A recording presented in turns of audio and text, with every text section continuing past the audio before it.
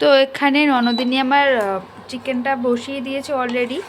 এটা আমরা অনেকক্ষণ আগেই প্রায় ম্যারিনেশন করে রেখে দিয়েছিলাম। আর এটা প্রথম ম্যারিনেশন করে রেখে দিয়েছিলাম লেবুর রস, লবণ আর গোলমরিচ দিয়ে। আর দ্বিতীয় ম্যারিনেশন দিয়েছিলাম দই আর আদা রসুন বাটা। সব কিছু ভালো করে ম্যারিনেশন করে নিয়ে প্রায় 1 ঘন্টার মতন রেখে দিয়েছিলাম। তারপরে এটা রান্না বসি। প্রথমে কড়াইতে একটু বাটার আর একটু তেল দিয়ে উষ্ণ গরম করে তারপরে ম্যারিনেশন করা চিকেনটা দিয়ে দিয়েছি। এবার এটাকে কিছুক্ষণ নাড়াচাড়া করে তারপরে ঢাকা দিয়ে দেবো। ব্যাস, ফাইনালি এটাকে ঢেকে দেওয়া হয়ে গেছে। এবার এটা কিছুক্ষণ আর কি সেদ্ধ হতে থাকে। আর এদিকে এর জন্য কিছু মশলা তৈরি করা রাখা হয়েছে। গোলমরিচ, ধইনা আর শুকনো লঙ্কা হালকা ভেজে গুঁড়ো করে রেখেছি। আর এদিকে লেবুর পাল্পটা একটু বার করে নিচ্ছে। এটা এমনভাবে বের করতে হবে যাতে ওই সাদা অংশটা না বোঝা যায়, শুধুমাত্র ওপরে হালকা গ্রিন কালারের যে লেয়ারটা থাকে সেই পাল্পটাই বের করে নিতে হবে, নয়তো সাদা অংশটা বেরিয়ে গেলে একটু তিতকুল টাইপের লাগবে। কিছুক্ষণ সেদ্ধ হওয়ার পর ঢাকনাটা তুলে এর মধ্যে লেবুর পাতা আর সাথে কয়েক টুকরো কাঁচা লঙ্কা আর লবণ, একটু পরিমাণ মতো হলুদ দিয়ে আবার ঢাকা দিয়ে দেবো কিছুক্ষণ সেদ্ধ হওয়ার জন্য।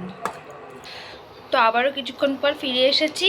এবারে ঢাকনাটা তুলে লেবুর পাল্পগুলো এর মধ্যে দিয়ে দিলাম।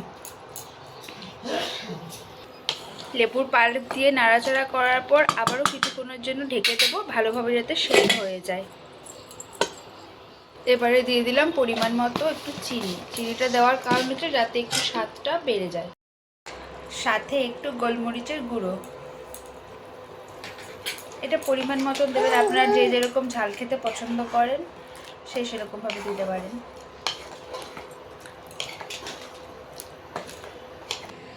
এদিকে একটু কর্নফ্লাওয়ার গুলিয়ে নিয়েছি থিকনেসটা মোটা করার জন্য। মশলাটা রেডি করে রেখেছিলাম, এটাই এখন এর উপর থেকে ছড়িয়ে দিচ্ছি। চিকেনটা আমার 80% সেদ্ধ হয়ে গেছে। এবারে আমি কর্নফ্লাওয়ারটা গুলিয়ে এর মধ্যে দিয়ে দেবো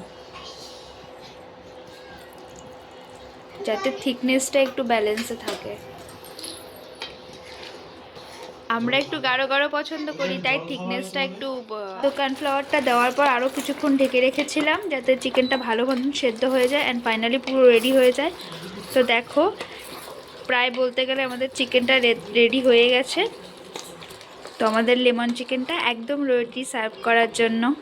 তো রেসিপিটা তোমাদের কেমন লাগলো অবশ্যই কমেন্ট করে জানিও, আর ভালো লাগলে অবশ্যই একবার ট্রাই করে দেখতে পারো। চলো আজকের মতন টাটা।